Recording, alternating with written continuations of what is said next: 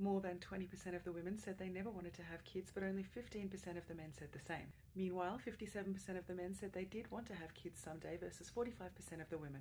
I love this observation. Media and pop culture often portray young women as baby-seeking, family-craving, biological clock-ticking time bombs. And this professor of gender and economics said this is a very, very strange perspective because children have always been an enormous amount of work for women.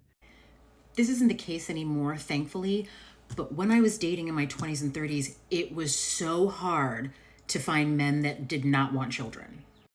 I broke off one serious relationship because he wanted kids and I did not. And I've been out on a few dates with some people and then I find out they want kids and I don't date them anymore.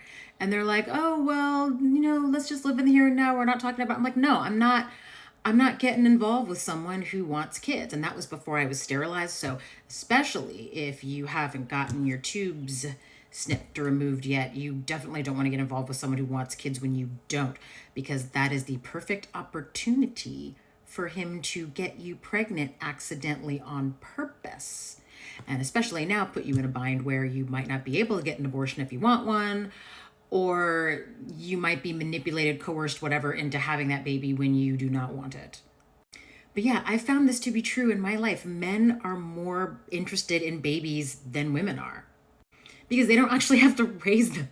Their lives aren't upended in the way that women's lives are upended when children get into the mix.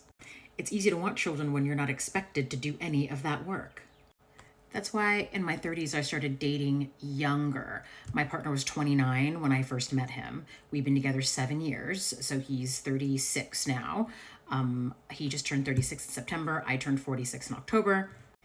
Yeah, the generation among that first bit of millennials, the first decade or so of that generation, they're all, especially now, they're grown up enough where they have adult lives. They're good well into their careers or jobs. They're responsible. They have their own homes and everything, or their own apartments. But there are a lot more child-free men among that cohort than the Gen Xers and obviously the boomers. The great thing about living in this time, and particularly being on this app, the information that we're seeing for generations, women, we have a certain lived experience. And when you share stories with other women, you realize, oh, many of us have very common lived experiences. And I'm so glad that the data is finally reflecting that reality. Because for years, men have been trying to tell women what we want. Men have been trying to tell women who we are. And we know that most of the stuff they think they know about us is absolute BS. They have no idea who we really are, and most of them honestly don't care.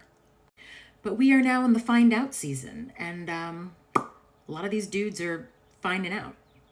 If men were so averse to children, it would have been them campaigning for birth control and not us.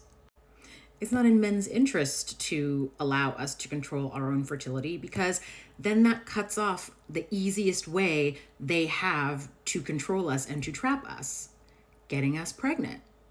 As I've said, it is the easiest way to slow women down, to control them, to halt their progress, to disrupt their education, disrupt their career, disrupt their ability to earn money on their own and therefore be independent of men. They don't want that to stop. They don't want accidental pregnancies to stop. Are you kidding? Accidental pregnancies are patriarchy's bread and butter.